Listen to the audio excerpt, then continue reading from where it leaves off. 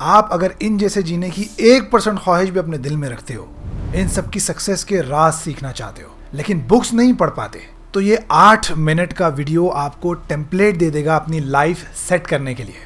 जिन skills और abilities की वजह से ये लोग इतने ज़्यादा सक्सेसफुल बने, उन सब चीज़ों को सीखने के लिए, उतने सक्सेसफुल बनने के लिए आपको अब घंटों तक कोई बुक पढ़ने की ज़रूरत नहीं है। मैंने पढ़ के डिकोड करके उसे यहाँ समराइज किया है। आपको अभी सब कुछ बता भी दूंगा, ध्यान से सुनना, क्योंकि यहाँ 203 बुक्स और कई पॉडकास्ट का नॉलेज मैंने समराइज कर दिया है। बढ़ते हैं अपनी स्टोरी के पहले कैरेक्टर की ओर। अगर आपको लगता है कि आप इन्वेस्टमेंट 8-10 साल बाद यानी 30-32 साल के होने के बाद स्टार्ट करोगे, तो आप संकट में हो सकते हो। वॉरेन बफेट ने इन्वेस्टमेंट करना लगभग अपने बचपन से शुरू किया था, और ये ट्रेडिंग नहीं थी, लॉन्ग टर्म प्लानिंग के साथ छोटे अमाउंट्स वॉरेन बफेट इन्वेस्ट करते रहते थे। यही उनके इतने अमीर होने की वजह भी मानी जाती है। इतना कुछ कमा लेने के बाद अब भी वो बुक्स पढ़ते और लगातार सीखते रहते हैं। यानी 2 चीजें वॉरेन बफेट की पूरी जिंदगी से आप सीख सकते हो। पहली, इन्वेस्टमेंट छोटा ही सही लेकिन लगातार करो और जल्द से जल्द स्टार्ट करो। और दूसरी और मेरी फेवरेट, नॉलेज लेने और नई चीजें सीखने के लिए हमेशा तैयार रहो। आप जिस टेक्नोलॉजी से घिरे हुए हो, ये सब कुछ अधूरा होता अगर बिल गेट्स को उनके स्कूल से निकाला नहीं जाता। अगर वो अपने को फाउंडर के साथ मिलकर माइक्रोसॉफ्ट को बिल्ड नहीं करते, तो आज टेक्नोलॉजी अधूरी होती। उस जमाने में कंप्यूटर तो क्या, एक कैलकुलेटर भी मुश्किल से मिल पाता था। तब माइक्रोसॉफ्ट जैसे आइडिया पे काम करना कुछ ऐसा था जिसके बारे में कोई सोच भी नहीं सकता था। गेट्स ने अपने विजन से 2 बातें हमें सिखाई। अगर आप अपने काम को लेकर पैशनेट हो, 17-18 घंटे हर दिन मेहनत कर सकते हो, तो रिस्क जरूर लेना, और इनोवेशन के लिए, कुछ नया करने के लिए बिना डरे हमेशा तैयार रहना। जरा यहाँ पे रिस्क लेने को अच्छे से समझ लीजिए। बिना सोचे समझे कहीं भी इन्वेस्ट कर देना, लोन ले लेना और इधर उधर के खर्चे अपने आप पर लाद देना, इसे रिस्क लेना नहीं, बेवकूफ़ी कहते हैं। रिस्क कहते हैं अपनी एबिलिटीज, अवेलेबल टाइम और एक बैकअप प्लान के साथ स्टेप लेना, ताकि अगर कोई नाकामी आपको फेस करनी पड़े तो उसे कामयाबी में बदलना आपके लिए पॉसिबल हो। इलॉन ने अपनी कंपनीज जैसे टेस्ला, स्पेसएक्स एटसेट्रा में ऐसे प्रोजेक्ट्स पे काम किया जिसके बारे में मैं और आप शायद सोच भी नहीं पाते। अपने इंटरव्यूज, ट्वीट्स, बुक्स वगैरह में इलॉन ने जितने टिप्स दिए, उन सब में एक कॉमन फैक्टर था। वो था आम लोगों के लिए भी चीज़ों को अफोर्डेबल बनाना।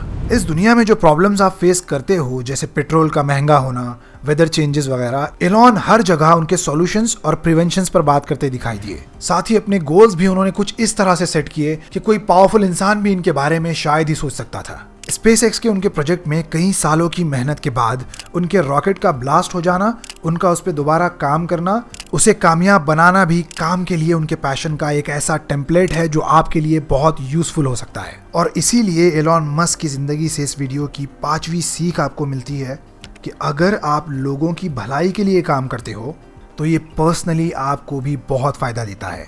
6ठी सीख, गोल्स ऐसे सेट करो जो औकात से बाहर हों। और 7वीं, अपने काम के बारे में इतने पैशनेट हो जाओ कि किसी भी फेलियर के बाद आपको दोबारा मेहनत करके उसे सक्सेसफुल बना देने पर पूरा भरोसा हो।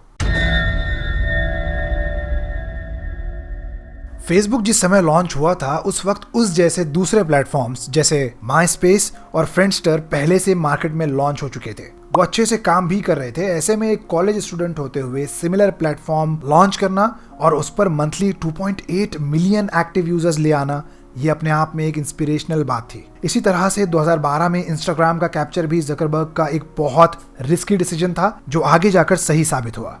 एक बिलियनियर के इस सफर में जकरबर्ग ने रिस्क तो लिए, लेकिन ट्रेंड्स को समझने और आने वाले कल को कैलकुलेट कर पाने की उनकी ये एबिलिटी उनकी सक्सेस का असल राज था।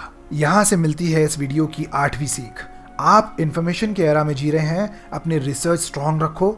खास तौर से जो काम आप कर रहे हो उससे रिलेटेड सारी चीजों के बारे में अपने आप को एजुकेट करो, ज्यादा से ज्यादा जानकारी रखो। 1995 में अमेरिका की एक ट्रिप के दौरान जैक ने इंटरनेट के बारे में जाना और उन्हें एक आइडिया आया। वो जानते थे कि चाइना में बहुत से स्मॉल स्केल बिजनेसेस हैं जो अपने प्रोडक्ट्स के लिए कस्टमर्स नहीं ढूंढ पाते। इस प्रॉब्लम को सॉल्व करने के लिए उन्होंने Alibaba.com बनाया, जिसने ई कॉमर्स के जरिए प्रोडक्ट सेलिंग के सारे रिकॉर्ड्स तोड़ दिए। जैक के पास उस वक्त फंड्स नहीं थे, लोग भी नहीं थे, काम की जगह नहीं थी। अपनी कंपनी उन्होंने अपने छोटे से फ्लैट से स्टार्ट की थी। उनका इस सब को इग्नोर करके अपने आइडिया पे काम करने की शुरुआत करना सिखाता है कि बगैर पैसों के भी अपने आइडियाज को सक्सेसफुल बिजनेस में कन्वर्ट किया जा सकता है।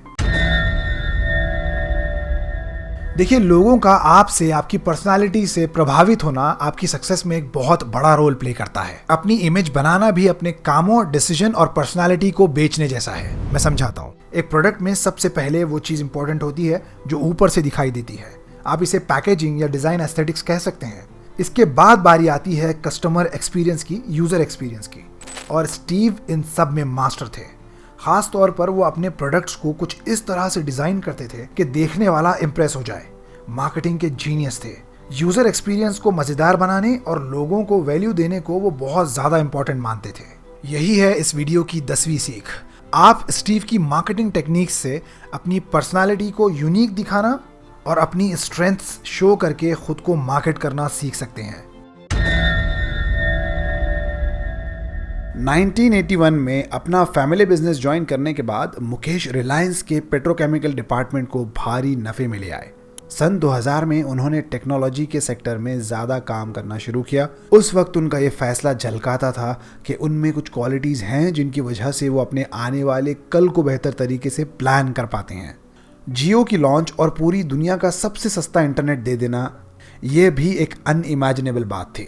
मुकेश अंबानी की पूरी जिंदगी और उनकी तरक्की 2 उसूलों पर आधारित नजर आती है जो आपके लिए सीखने लायक हैं। पहली, आप उन चीज़ों को अडेप्ट करना सीखो जो आपके लिए नई हैं। दूसरी, अपने प्लान्स लॉन्ग टर्म बेसिस पर सेट करो। शॉर्ट टर्म एक धोखा है, भटकना मत। अब अगर इस पूरी वीडियो को भी मैं समराइज कर दूं तो इतना कह सकता हूं कि अगर आपके पास आइडिया है या कोई क्लियर गोल है तो वॉरेन बफेट की तरह जल्दी से जल्दी उस पर काम करने की शुरुआत कर दो। अपने काम को बिल गेट्स की तरह पूरे पैशन के साथ नए तरीकों से करो और जहां रिस्क लेना जरूरी हो वहां रिस्क जरूर लो। एलोन मस्क की तरह स्लोली एंड ग्रेजुअली अपना गोल इतना बड़ा कर दो कि कोई और उस बारे में सोच भी ना सके। अपनी नाकामियों से सीखो। अपने फील्ड के काम के बारे में ज़करबर्ग जैसे रिसर्च करो और ज़्यादा से ज़्यादा जानकारी रखो। जैक मा की तरह जो चीज़ें आपके पास नहीं हैं उनसे फोकस हटाकर अपने काम और तरक्की पर ध्यान दो। स्टीव जॉब्स की तरह अपने प्रोडक्ट या पर्सनालिटी को खूबसूरत बनाना और दिखाना सीखो। और मुकेश अंबानी की तरह दूर की सोच रखो। 6 या 8 महीने के लिए नहीं, 6 या 8 साल के लिए सेट करो।